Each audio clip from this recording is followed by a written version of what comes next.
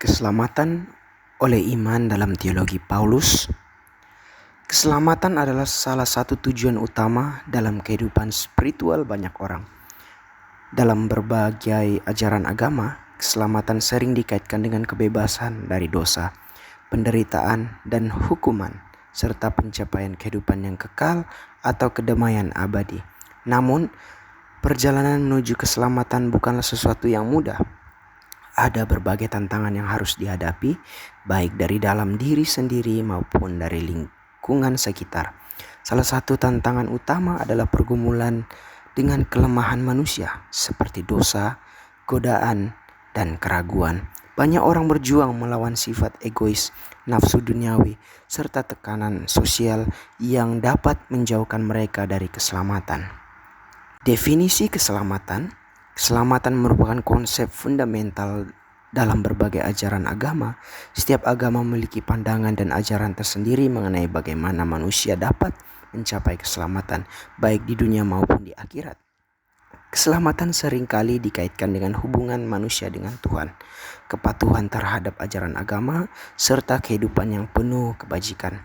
Dalam Kamus Besar Bahasa Indonesia KBBI, kata keselamatan diartikan sebagai keadaan terbebas dari bahaya atau ancaman. Dari definisi ini dapat diartikan bahwa keselamatan adalah suatu kondisi di mana seseorang tidak mengalami konsekuensi yang dapat merugikan, baik secara fisik, mental, maupun spiritual.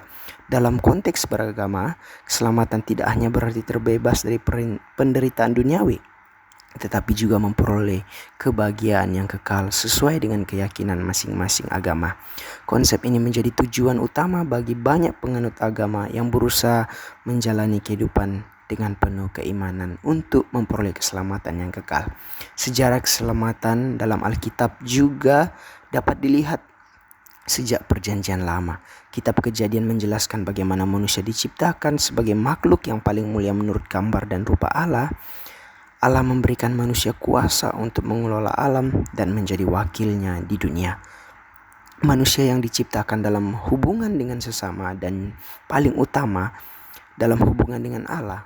Awalnya hubungan itu terjalin dengan baik, tetapi kemudian dosa merusaknya ketika manusia tidak menaati perintah Allah.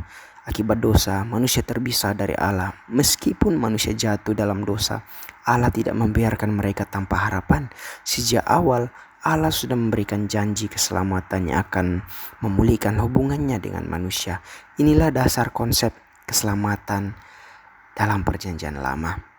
Nah, dalam pengajaran Paulus terhadap keselamatan, ia membahas mengenai kasih karunia.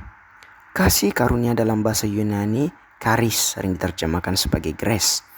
Dalam bahasa Inggrisnya yang berarti anugerah atau kebaikan yang diberikan tanpa syarat, meskipun sebenarnya tidak layak untuk diterima.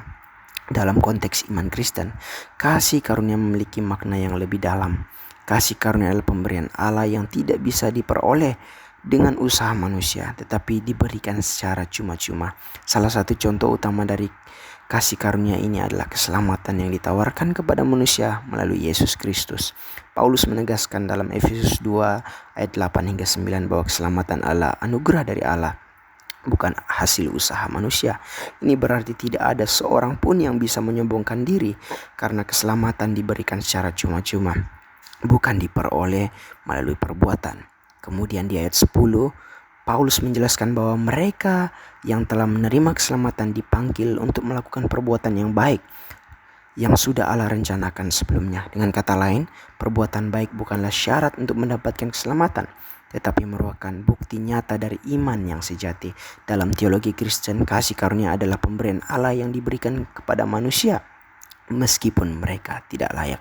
Ini adalah anugerah yang tidak bisa diperoleh melalui usaha atau kebaikan manusia, tetapi diberikan semata-mata karena kasih Allah. Dalam Perjanjian Baru, kasih karunia bukan hanya sekadar pemberian atau kebaikan Allah, tetapi juga merupakan manifestasi dari kehadirannya dalam kehidupan orang percaya. Kasih karunia ini dinyatakan melalui Yesus Kristus yang datang ke dunia, mati di kayu salib, dan bangkit kembali untuk menyelamatkan manusia dari dosa. Nah, iman menurut penulis surat Ibrani adalah dasar dari segala sesuatu yang diharapkan dan bukti dari hal-hal yang tidak dilihat. Kata iman berasal dari akar kata percaya atau mempercayakan diri. Dalam bahasa Yunani, kata pisteo berarti percaya, sedangkan pistis berarti iman. Dalam bahasa Indonesia, iman didefinisikan sebagai keyakinan kepada Tuhan, ketetapan hati dan kepercayaan kepada Allah. Dalam Perjanjian Baru, iman berarti menerima dengan sepenuh hati janji Allah bahwa melalui Kristus Dia telah mendamaikan manusia berdosa dengan dirinya. Oleh karena itu, kehidupan orang beriman dikuasai oleh keyakinan ini. Iman dapat digambarkan sebagai tangan yang diulurkan manusia untuk menerima kasih karunia Allah dalam konteks keselamatan. Iman dipandang sebagai jalan menuju hidup yang kekal. Hal ini ditegaskan dalam ayat yang menyatakan orang benar akan hidup oleh imannya. Penting untuk dipahami bahwa iman dan perbuatan bukanlah hal yang sejajar atau sejalan bersamaan dalam arti yang sama. Iman selalu menjadi dasar utama, dan dari iman itulah perbuatan akan muncul sebagai hasilnya. Ada proses dalam iman yang perlu terjadi terlebih dahulu sebelum perbuatan yang benar dapat terlihat dalam kehidupan seseorang. Rasul Paulus mengajarkan bahwa iman adalah kepercayaan penuh kepada Tuhan yang membawa manusia kepada keselamatan sebagai anugerah, bukan hasil usaha atau perbuatan baik. Menurut Ladd, iman yang dimaksud Paulus mencakup penerimaan Injil serta komitmen kepada Kristus yang diberitakan. Iman bukan sekadar percaya, tetapi juga menyerahkan diri sepenuhnya kepada Tuhan yang memberikan damai sejahtera dalam segala situasi. Hubungan keselamatan dan iman dalam pandangan Rasul Paulus. Sejak awal, kita memahami bahwa dosa adalah bentuk ketidaktaatan terhadap Allah. Dosa merupakan bagian yang tak terpisahkan dari kehidupan manusia. Dosa mencakup berbagai aspek kegagalan manusia, mulai dari perkembangan terhadap otoritas tertinggi hingga kehancuran total dalam kehidupan. Rasul Paulus menjelaskan bahwa dosa berarti kehilangan hukum anomia. Dalam konsep ini terkandung makna seperti ketidakpercayaan kepada pemberi hukum, kesombongan manusia, dan sebagainya. Menurut John Wesley, dosa merupakan penyimpangan dari keadaan manusia yang seharusnya memiliki hubungan dengan Allah. Allah menciptakan manusia sebagai ciptaan yang terakhir dan paling sempurna dibandingkan makhluk lainnya. Namun karena jatuh dalam dosa, manusia menjadi terpisah dari Allah.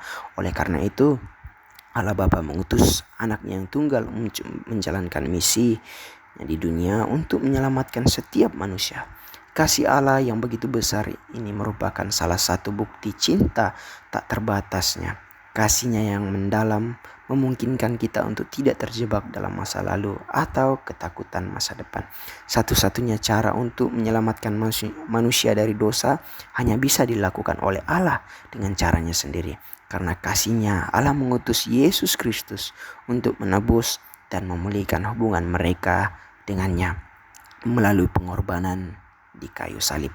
Penebusan yang dilakukan Yesus menjadi jalan bagi orang berdosa untuk didamaikan dengan Allah. Dengan demikian, hanya melalui Yesus Kristus, dosa manusia dapat diselesaikan di hadapan Allah melalui pengorbanannya di salib. Setelah Yesus meminum anggur asam, Ia berkata, "Sudah selesai." Dengan perkataan ini, Yesus menegaskan bahwa semua yang diperlukan untuk menebus dosa manusia telah digenapi melalui pengorbanannya di kayu salib. Kematiannya menjadi puncak dari misi penyelamatan, memberikan kesempatan seluruh umat manusia untuk memperoleh keselamatan. Paulus menegaskan bahwa manusia diselamatkan oleh iman, bukan oleh perbuatan. Iman yang dimaksudkan dalam konteks ini berarti sikap percaya dan bersandar sepenuh pada pengorbanan Kristus di kayu salib. Kristus yang tanpa dosa menanggung hukuman yang seharusnya diterima oleh orang berdosa. Karena itu, seseorang dapat dibenarkan di hadapan Allah bukan karena perbuatannya, melainkan karena percaya pada pengorbanan Yesus.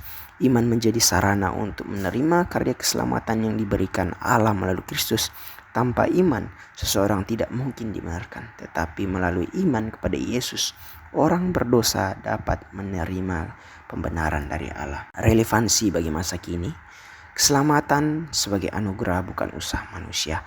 Ajaran Paulus dalam Alkitab, terutama dalam surat-suratnya seperti Roma dan Galatia, menekankan bahwa keselamatan adalah karunia dari Tuhan yang diberitakan melalui iman kepada Yesus Kristus, bukan hasil usaha manusia. Di dunia ini banyak orang merasa harus bekerja keras, bersaing dan membuktikan diri agar dihargai dan diterima, baik dalam pekerjaan, pergaulan, atau status sosial. Mereka berpikir bahwa nilai diri mereka tergantung pada prestasi, pencapaian, atau pengakuan dari orang lain. Namun, Paulus mengajarkan bahwa keselamatan tidak bisa diperoleh dengan usaha sendiri, karena manusia tidak akan pernah bisa mencapai standar kesempurnaan Allah dengan kekuatan sendiri. Sebaliknya, keselamatan adalah anugerah yang diberikan secara cuma-cuma oleh Tuhan kepada siapa saja yang percaya kepada Kristus. Yang kedua, iman sebagai landasan hidup. Di tengah ketidakpastian dunia modern, iman kepada Kristus memberi dasar yang kuat untuk menjalani hidup. Banyak orang menghadapi kecemasan, ketakutan, dan kehilangan arah. Namun iman mengajarkan bahwa Allah memiliki rencana dan keselamatan bagi mereka yang percaya kepadanya. Ketiga, kasih karunia Allah membawa perubahan hidup. Keselamatan tidak hanya tentang pengampunan dosa, tetapi juga transformasi hidup. Orang yang mengalami kasih karunia Allah akan terdorong untuk hidup lebih baik, bukan untuk mendapatkan keselamatan, tetapi sebagai respon atas anugerah yang diterima. Ini relevan bagi masyarakat modern yang mencari makna hidup dan perubahan karakter. Yang keempat, hubungan dengan sesama. Dalam dunia yang penuh persaingan dan ketidakpedulian, ajaran tentang kasih karunia dan iman mengajarkan pentingnya belas kasihan dan kasih terhadap sesama. Jika Allah telah mengasihi manusia tanpa syarat, maka orang percaya yang beriman juga dipanggil untuk mengasihi dan mengampuni orang lain. Dan yang kelima, yang terakhir, harapan di tengah krisis dalam berbagai tantangan hidup seperti pandemi, bencana, atau kesulitan ekonomi. Iman kepada Kristus memberi harapan bahwa ada kehidupan kekal dan janji Allah tetap berlaku.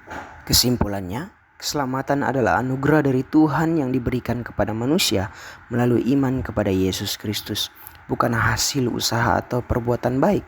Sejak kejatuhan manusia dalam dosa, Allah telah merencanakan jalan keselamatan melalui pengorbanan Yesus di kayu salib. Rasul Paulus menegaskan bahwa hanya dengan iman manusia dapat menerima keselamatan dan dibenarkan di hadapan Allah.